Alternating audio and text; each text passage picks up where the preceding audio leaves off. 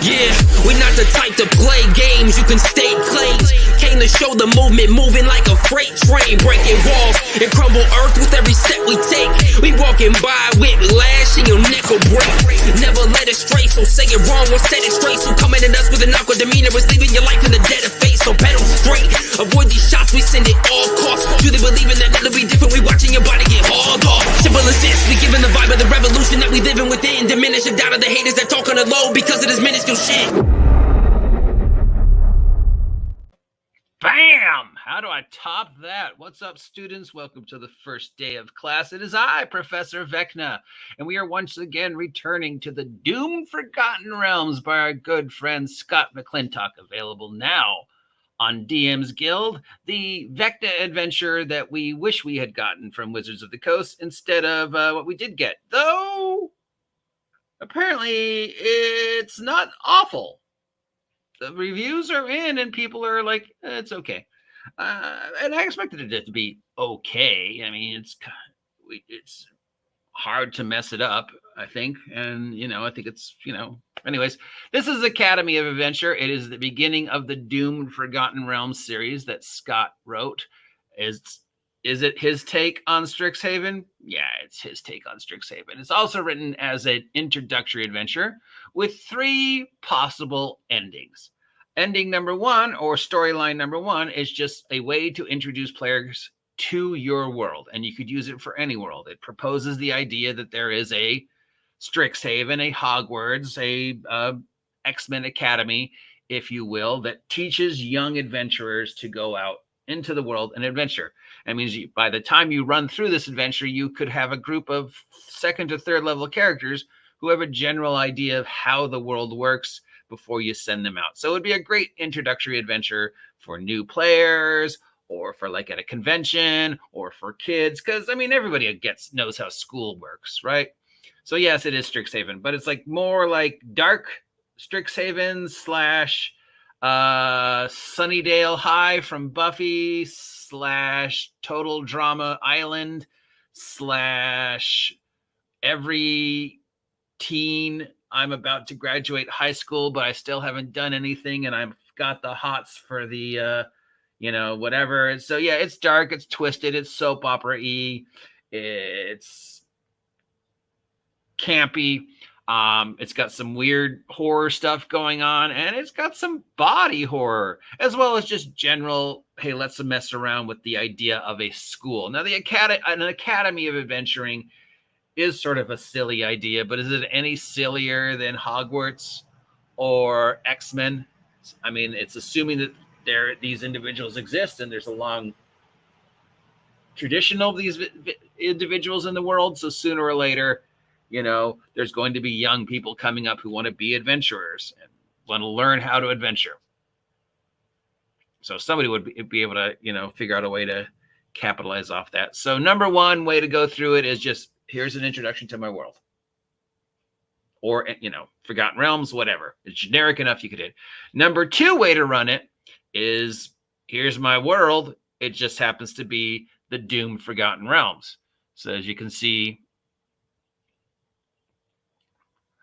we have 1 way to run it, and then the Doomed Forgotten Realms way to run it.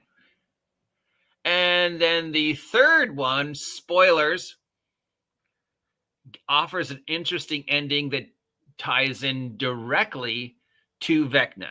So much like in the upcoming, Eve of Ruin Vecna, where the characters are directly connected to Vecna. That is, if you purchased the product ahead of time, when you got the DLC, pre-order DLC for extra money, then you would know how the characters in Eve of Ruin are connected to Vecna. If you didn't buy it ahead of time, well, I'm sure there's still some explanation in the book to, why your characters are involved, how you got to 10th level, what your connection to these individuals are, and why you care. And Vecna's trying to take over the multiverse. And I care because...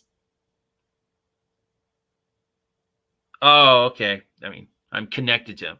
So the 3rd ending of this gets more directly to just connecting the characters directly to the plot line of the Doomed Forgotten Realms. Spoilers.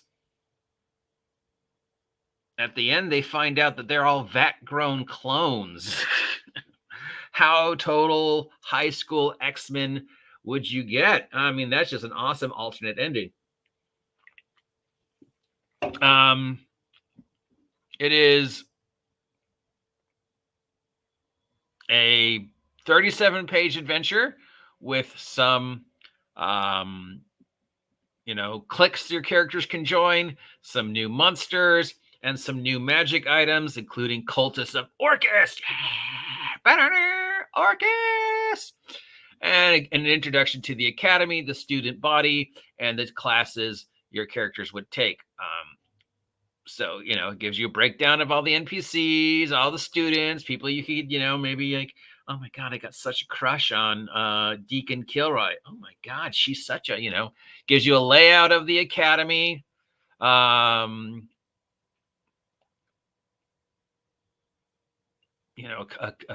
cafeteria, some things the kids can do between classes, where it could be located in your world. Doesn't waste a lot of time. We've got our cliques. Can't have a high school / college without cliques, right? We've got some random encounters. We've got the actual adventurer dealing with, hey, what's going on in this school? We're getting ready to graduate. There's some shenanigans going on, featuring killer frogs. Second semester has some more things. You're getting deeper involved in the adventure. This one takes the characters outside of the school for some field trips and allows the DM to give them a sense of what the world beyond the school is like, if you're running it as an introductory adventure for any game. And if you're running it for Doomed Forgotten Realms, again, it's a great way to show people how the Doomed Forgotten Realms might be different than the Forgotten Realms you're expecting. It does it very quickly, does it in the way you would want, like a page or so of just things and right into the action. No piddly bottling around with drama, or my characters want to work part-time at Starbucks, or we want to pursue the relationship with the dwarven fighter. I mean, those are all things you could do, of course, but it's not focused on. This is basically very much focused on the world building and the adventure, and how to explain getting these characters to third level, and why the frick there would be an academy of adventurers. Because really, when you think about it, it's a dumb idea. And if somebody were actually to do that, i.e., as we've seen in the X-Men 10,000 times, it would be the #1 target for all your enemies. Hey, look, there's that place where there's training all these mutant superheroes. Why don't we just blow that up? Same thing. Hey, look, there's this school that's going to be training all the future adventurers that are going to try to stop us. Why don't we just blow that up? I mean, I love X-Men. I love the X-Mansion, but let's face it, it doesn't make sense. We got a little shout out to a previous adventure with Terrible Trouble at Triobor, which is a little side quest thingy you can do that leads to the ending. We've got the third semester that features, amongst other things, some Drow, and Drow as actual bad guys.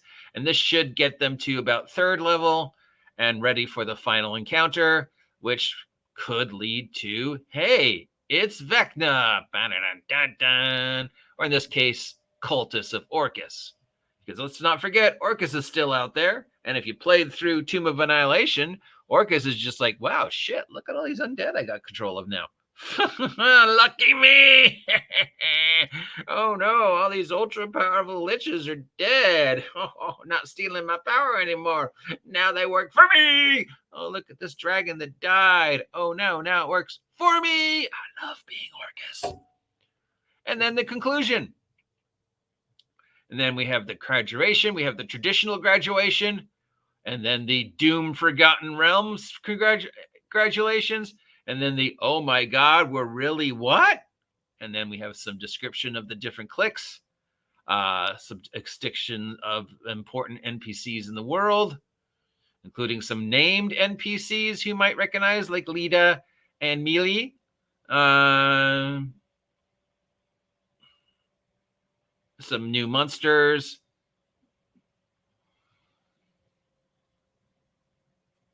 some NPCs, some characters you could use to play,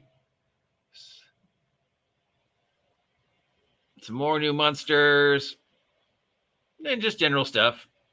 Some wasted space, a new magic item, and then, of course, the link to the rest of the thing.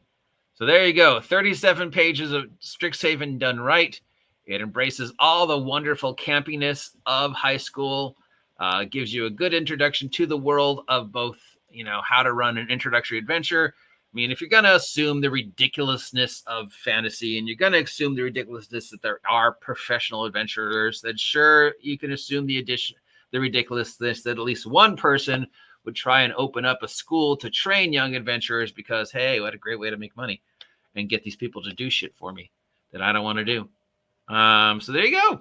And then, of course, it also, if you are running Doom Forgotten Realms, it's a great way to introduce how the Doom Forgotten Realms world is different than, say, your typical one. And then, of course, with the third optional ending where you find out, oh, my God, we're vat-grown clones, then, yeah, that just gives you much more of a direct content to Vecna without the pussyfooting around of Strixhaven. If you want to go all high school drama, you can. If you want to add more high school tropes and, from your favorite 80s, 90s, 2000s, or whatever, you want to throw some 16 candles in there.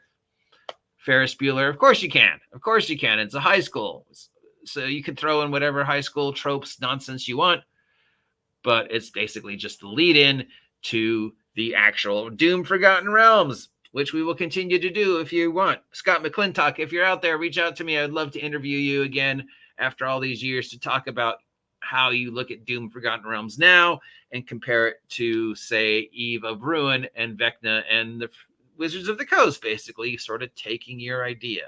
And again, I just, what I love most about this, as I've said every time, is thinking about the aftermath of these adventures, both short-term and long-term, which is, when you read these adventures, sometimes in the back and the afterwards, they talk about what things might happen, but they never really go into detail about, how badly has the world been affected by the events of Storm King's Thunder or Avernus or Tomb of Annihilation. Because you would think, especially with Tomb of Annihilation, even if Sarasek lost, the devastation and the understanding of the real history of the realms and everything else that just comes out of that book is just like mind-blowing. It's like, that just, wow, so-and-so's dead and there's no way to bring them back. But, so yeah, that's what I love most about this. So check it out. Links down below. If you want to hear me continue to do this, we'll do the next one next week. Otherwise, if you never want to hear me talk about this ever again, let me know. Until then, have a great day because it looks like it's going to rain. Stay safe. Like, share, subscribe. Reach out to Scott. Check out his merch. I put a link down below. You know what to do.